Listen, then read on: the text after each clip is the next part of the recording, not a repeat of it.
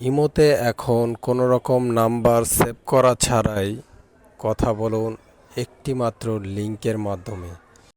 Global web call ইমোর একটি নতুন settings, সম্পূর্ণ গোপনীয়তা রক্ষা করেই কথা বলতে পারবেন। কিভাবে ইমোর এই গ্লোবাল ওয়েব কল দিয়ে আপনারা কথা বলবেন চলুন দেখি।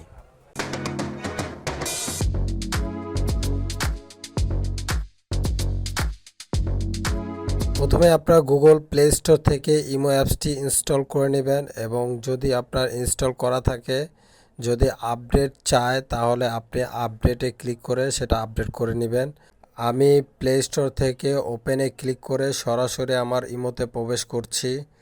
ইমোতে আসার পর এখানে আপনারা দেখতে পাবেন ডান দিকে সার্চ বার একটি চিহ্ন রয়েছে এবং বাম দিকে প্লাস চিহ্ন রয়েছে। এই প্লাস চিহ্নটিতে আপনারা ক্লিক করবেন। প্লাস চিহ্নটিতে ক্লিক করার পর নিচে দেখতে পাবেন আপনারা global web call. Global web call এটাতে আপনারা ক্লিক করবেন। এখানে আপনারা একটি লিঙ্ক দেখতে পাচ্ছেন। এই লিঙ্কটা আপনারা তিনটা মাধ্যমে শেয়ার করতে পারবেন, হোয়াটসঅ্যাপ, টেলিগ্রাম এবং কপি করে আপনি আপনার বন্ধুর কাছে এটা শেয়ার করতে পারবেন। এই লিঙ্কটি প্র্যাকটিক্যালি এখন আমি আপনাদেরকে দেখাচ্ছি এই লিঙ্কটা শেয়ার করে লিঙ্কের মাধ্যমে কিভাবে কল করে কথা বলা যায়। সেজন্য আমি এই লিঙ্কটা আমার হোয়াটসঅ্যাপে সেন্ড করতেছি।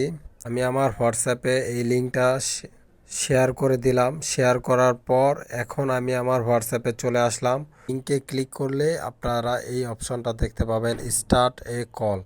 এটাতে ক্লিক করলে যে আপনাকে লিঙ্কটা পাঠিয়েছে তার কাছে সরাসরি কলটা চলে যাবে।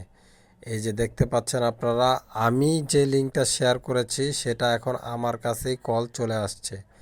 সম্পূর্ণ গোপনীয়তা রক্ষা করে আপনারা ইমোতে এখন থেকে কথা বলতে পারবেন গ্লোবাল ওয়েব কল এই নতুন সেটিংসের মাধ্যমে।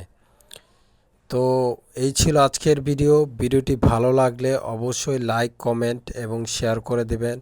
এই ধরনের প্রয়োজনীয় টিউটোরিয়াল ভিডিও পেতে আমার এই চ্যানেলটি সাবস্ক্রাইব করে পাশেই থাকবেন।